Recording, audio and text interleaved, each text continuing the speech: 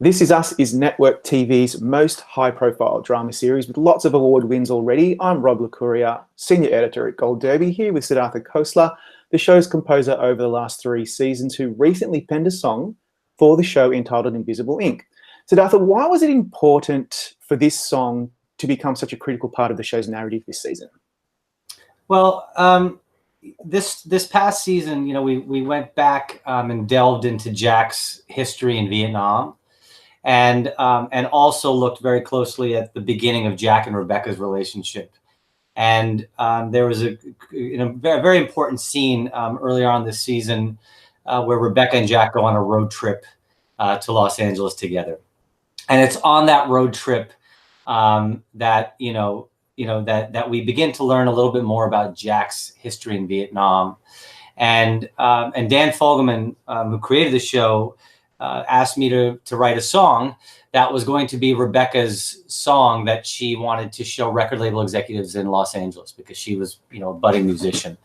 And about a year prior to Dan emailing me that, I met Taylor Goldsmith, who's the lead singer of Dawes, and he is Mandy's husband. And Taylor and I clicked instantly, and we just said, hey, one day we have to write something together. And I thought it was fitting that I got to for this particular project. I called Taylor and asked him if he would write this song with me. And it was really fitting because it was a song that Rebecca had written in 1970 something. And if there was anybody that had a perspective on the development of Rebecca's character at home, it was Taylor. Being around Mandy. And so it was pretty surreal that I got to do that. So Taylor and I wrote this song called Invisible Ink, and produced it, and Mandy sang it to Jack in this episode. And it actually ended up being this beautiful montage where Rebecca is singing the song to Jack in the car a cappella. And she says, here's this song. He wanted to hear this song that she'd written. And as she's singing the song, he's brought back to all of his Vietnam memories, and it was a deeply emotional scene, and really just so fitting that I got to work with Taylor on it.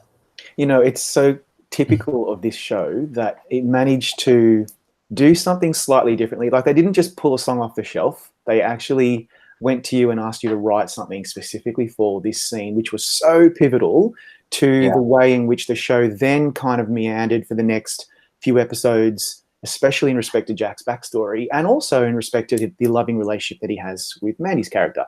So, I mean, how wonderful is it for you to be able to contribute to the show in that way? It's not just the score that is so important to the emotional resonance of the show, but now you're writing a song that is actually moving the narrative forward.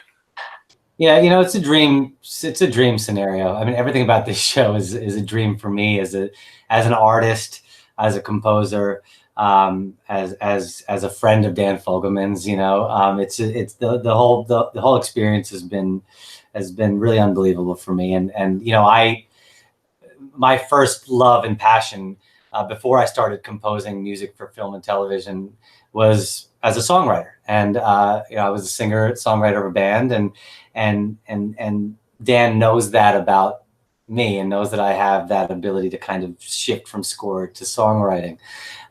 So it's pretty special that I get to utilize that skill on this show. And how did you find the end result when you saw the song being performed a cappella in the car? What did it mean to you? What for that first reaction when you first saw it? Well, initially, the idea for the song was that you were going to hear the acoustic version of the song play through this entire ending. And what we got when Ken Olin directed that episode, what we got was Mandy as Rebecca singing the song a cappella to Jack in the car. And just the a cappella performance, no music, just her voice and the melody of the song was so moving.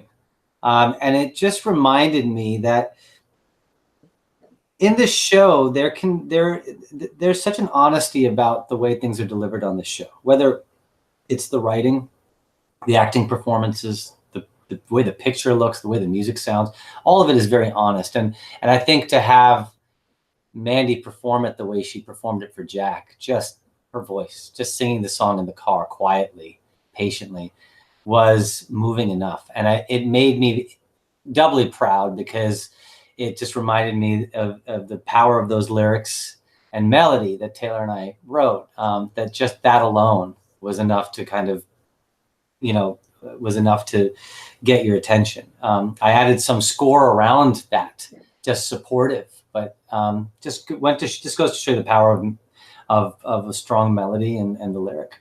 It's so true, and it's so fitting for this show that is often celebrated for how it makes audiences feel something.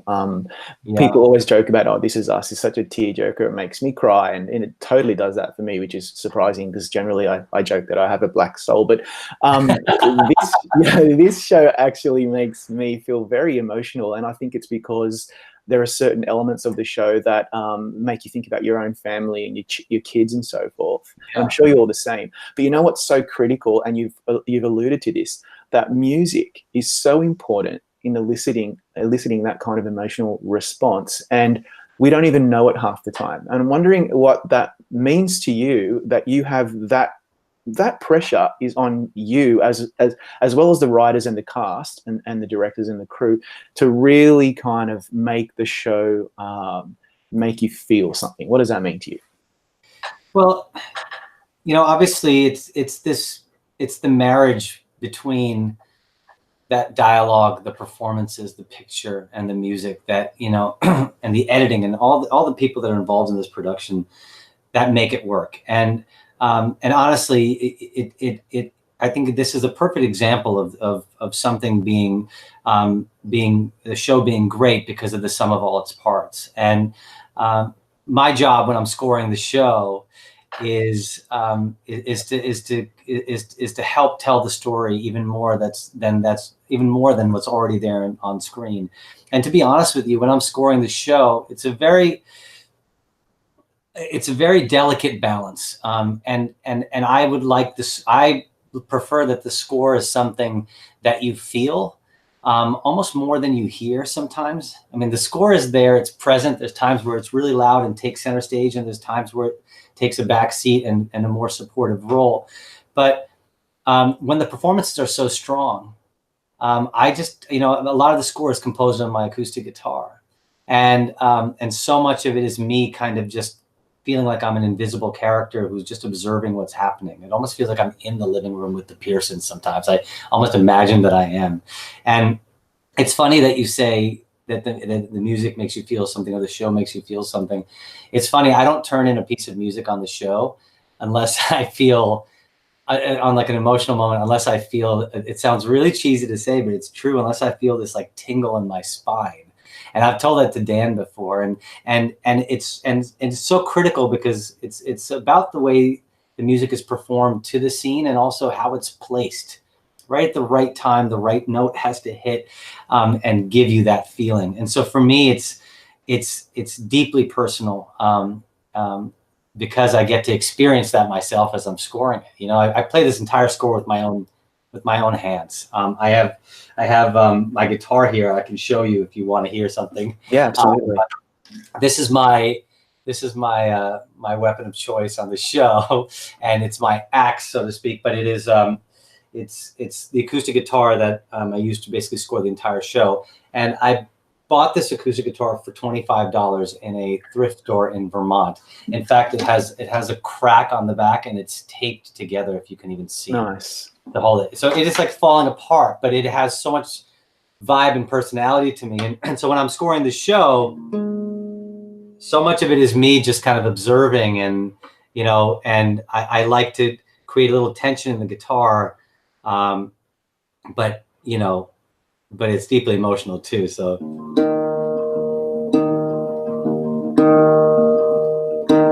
this was the Jack theme that I wrote. And it's kind of traveled through all 3 seasons, but you hear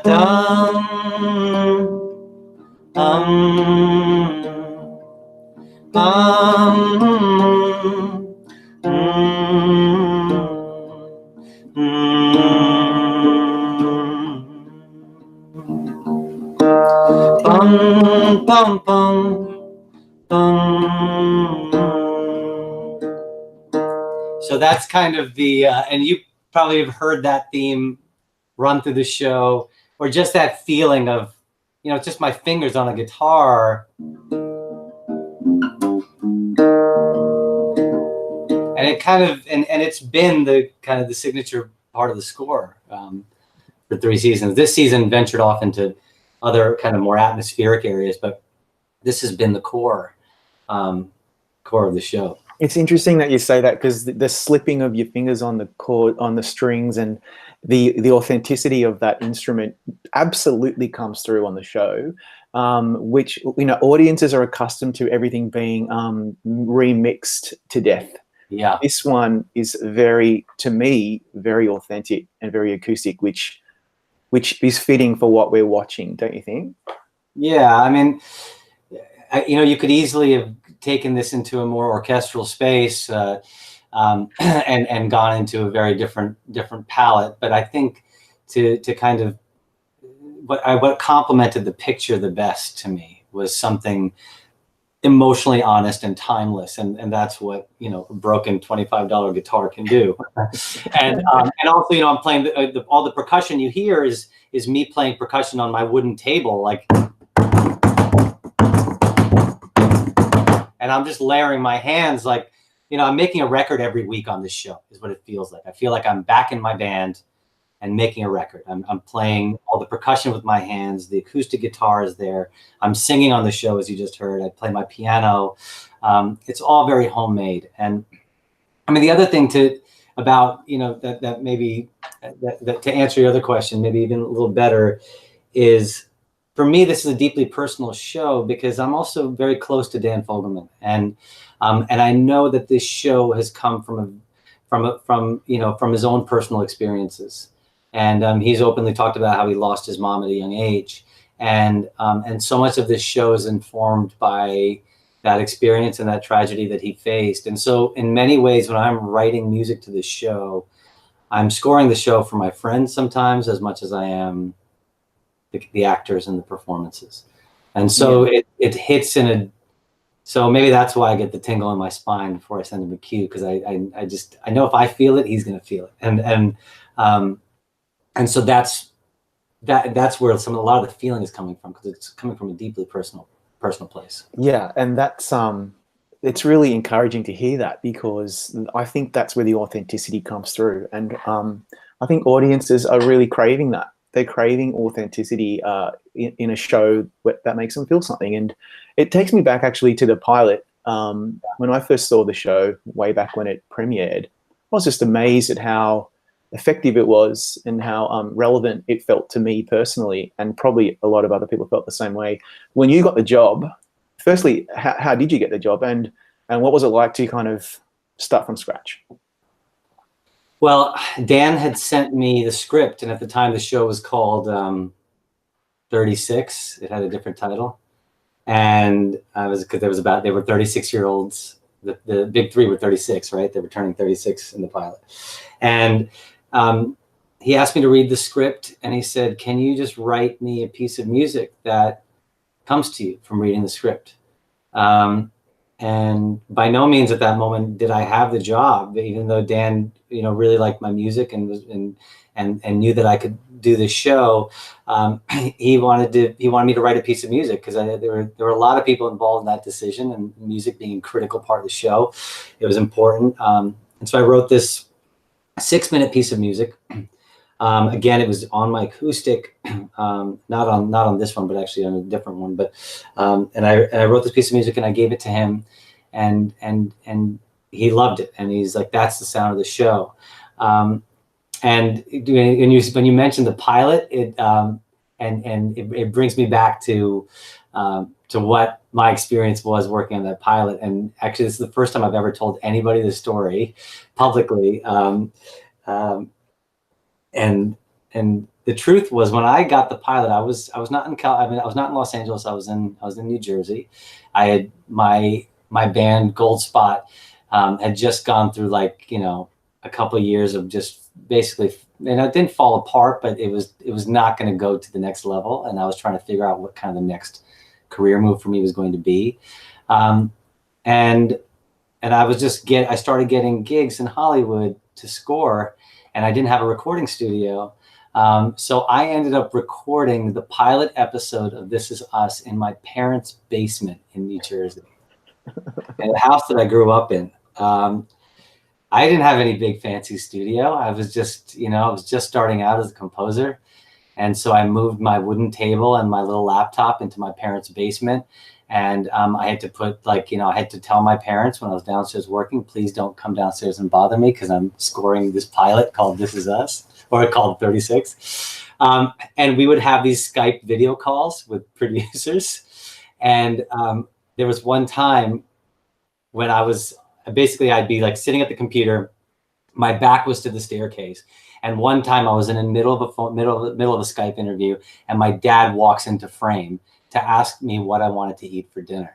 And when he did that, I literally I turned off the video. I disabled the video. And all of a sudden I could hear in the background of these producers, these like big Hollywood producers being like, I think we lost Sid. I don't see Sid anywhere. And meanwhile, then I hit mute and I'm telling my dad, I'm like, Dad, I'm on an important call. You can't bother me. And he's like, I just want to know what you want for dinner. And I was like, okay, chicken tikka masala. Okay, that was fine. And so he went upstairs and did that. So the entire pilot episode of This Is Us was scored in my parents' basement in New Jersey. Nobody knows it. But I think it also speaks to, it's very fitting, the show's about family. Right. And it's deeply honest and deeply personal. And I could not have had a more personal story than that. Wow. It is deeply fitting. And again, very authentic, which is, which is wonderful. Right. So I have a fun, I literally could keep you here for hours, because all film and TV nerds can talk about TV and film scores for hours on end, but I won't do that to you. I know you have other things to do today. But my final question is, as a composer now, I mean, you're also working on Marvel's Runaways, so that means you're now starting to branch out into other shows, right? Which is exciting.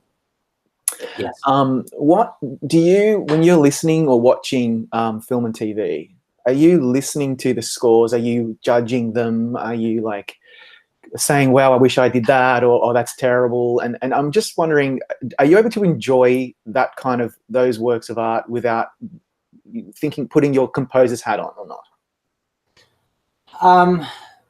Not really. It's hard to remove one from the other. I think I'm always curious, and I always like to know what other composers are doing on their shows.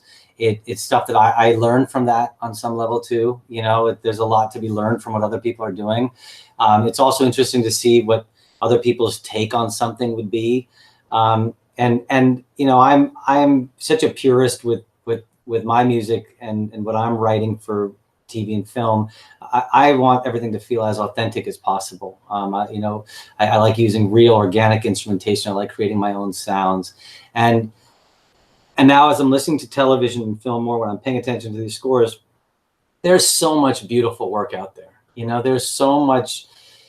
We are in this wonderful age of television, especially in TV, where there are so many talented composers out there who are doing really stunning work. And I think more and more I'm noticing, what I am noticing and appreciating is that everyone's raising the bar. And it feels like, we put our lives into this thing. We're so passionate about this. And as I told you, when I'm writing the score for This Is Us, I feel like I'm making a record every single week. And I see other composers applying that as well to their work.